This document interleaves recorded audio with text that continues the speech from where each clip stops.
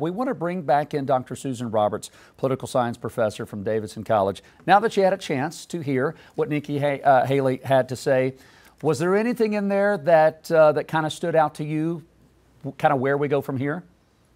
Sure. I think that her comment didn't really stick out, but I think the emphasis that the people that didn't vote for him, Trump is going to have to earn their vote, that it wasn't a given, and that she will support the American president. She's not going to, she made no comment about voting for Trump or supporting him.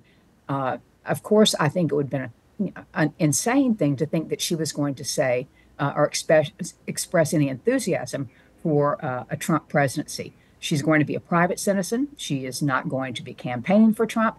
And that was very clear. Dr. Roberts, let me ask you, obviously, as you said, and as Nikki Haley said, it's up to Trump now to earn the Republicans' vote, the conservatives. What does he have to do to try to get some of those conservatives behind him? Trump, not somebody who really wants to change his platform. He's pretty much, this is who I am, and this is what you'll get. So what does he need to do to get those conservatives on board with him before November? I don't think he has to get the conservatives, but I think he can depend on the MAGA turnout, the Republicans, and including a lot of, most of them, many of them at least, are the Republicans in elected office who have heretofore been afraid to criticize Trump. So I think there's not much he can do. Do I think it's going to be a more civilized, or not civilized, but a calm and, respectful campaign? Absolutely not. And I think with her exit, you see someone who did really show grace under pressure and support for the Constitution. And that was something that she emphasized all the way through. I doubt Trump can change his stripes right now in terms of his approach. And some of the people that maybe voted for her just aren't going to vote because there's no place to go. Yeah, that is a tough one if you've been a Haley supporter and now you're like, well, I don't really like Trump, but I don't want to vote Democrat. I'm just not going to vote. And so we might see that later this November if the numbers are down.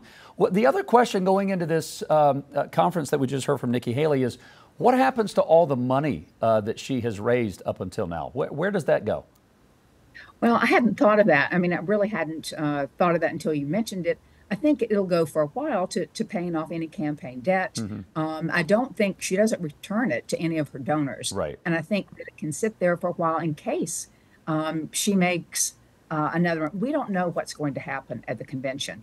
I think, well, we do know, but you have to have surprises. And we'll look at July and see, but I don't think anything is going to change that.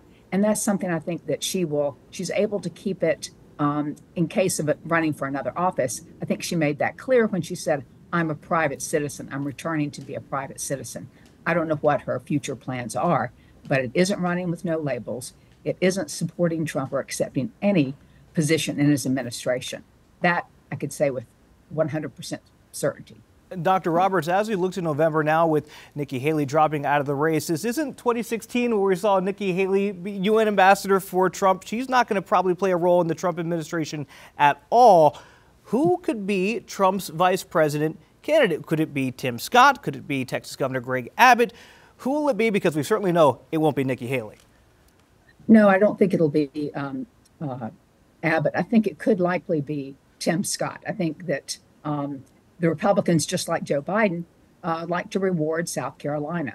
I think that one thing to point out, too, in addition to what you said, is that, excuse me, in 2016, Nikki Haley endorsed Marco Rubio in the primaries and then turned around and accepted the UN ambassador. This time it's going to be different. And I think even maybe Carrie Lake, it will not be Tucker Carlson, as many people have speculated. I think there's time just to wait and see.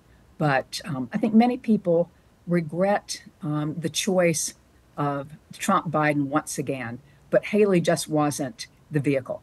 And what you're going to have today in the coming weeks is speculation about if she had campaigned a little more aggressively, what would have happened? How was her campaign? And I think that that's something that'll be a topic for discussion, as well as where she's going to really direct those voters who are dissatisfied. I predict that the unaffiliated voters and the no preference voters They've made their say, and there's really they're going to have to turn out for Trump or just stay home.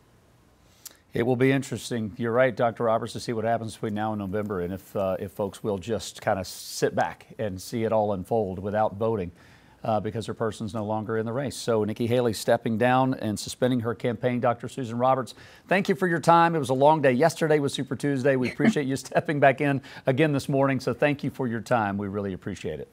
Oh, you're welcome. This is a big topic. It is. Yes, ma'am. Thank you so much.